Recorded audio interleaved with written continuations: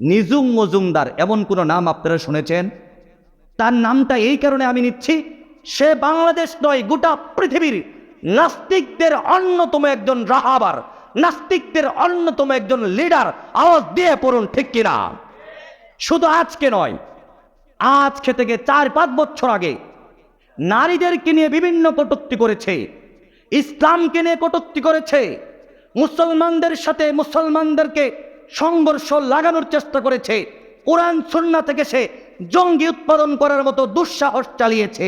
গতকালকেও একটা ডিবেট অর্থাৎ একটা পরামর্শ টকশোর মধ্যে সে এমন এমন কিছু কথা বলেছে, সাঈদ আব্দুল্লাহ নামে এক লোক তার টকশোর মধ্যে এরকম হারপিকের বোতল নিয়া নিজুম মজুমদারে দেখাইছে। আপনারা কি দেখছেন নাকি? আমি যখন টকশোটা দেখেছি আমার প্রথমে খারাপ লেগেছে, আরে বেচারা না কাফের আছে, কাফের থাকলেও তো তাকে ইজ্জতের উপর এরকম আঘাত করা ঠিক হয় না, কি দরকার তারে হারপিক খাওয়াইয়া, দরকারটা কি? আল্লাহর কসম, আমি যখন পুরো অনুষ্ঠানটা মোবাইলের মাধ্যমে একজনের থেকে নিয়ে দেখেছি, আমার তখন মনে হয়েছে নিজুম মজুমদারকে হারপিক নয়, গোটা পৃথিবীর সমস্ত মুসলমান জলপাটা করে বাংলাদেশ থেকে বিতাড়িত করার দরকার।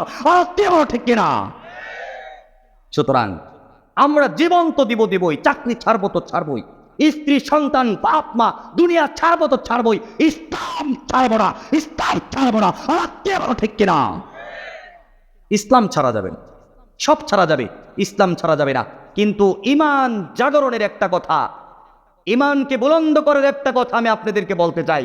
আপনি যখন ইমানের পক্ষে থাকবেন, সূরা আনফালের 2 নম্বর আয়াতে আল্লাহ তাআলা বলেছেন, ইন্নামাল মুমিনুনা আল্লাযীনা ইযা যুকিরাল্লাহু ওয়াজিলাত কুলুবুহুম ওয়া ইযা তুলিয়াত আলাইহিম আয়াতুহু যাদাতহুম ঈমানাও ওয়া আলা রাব্বিহিম ইয়াতাওয়াক্কালুন। যখন ঈমানের পক্ষে থাকবেন, ঈমানের কথা শুনবেন, আল্লাহ আপনার ঈমানকে বাড়াইতে বাড়াইতে আরশে আজিম পর্যন্ত পৌঁছায় দিবে।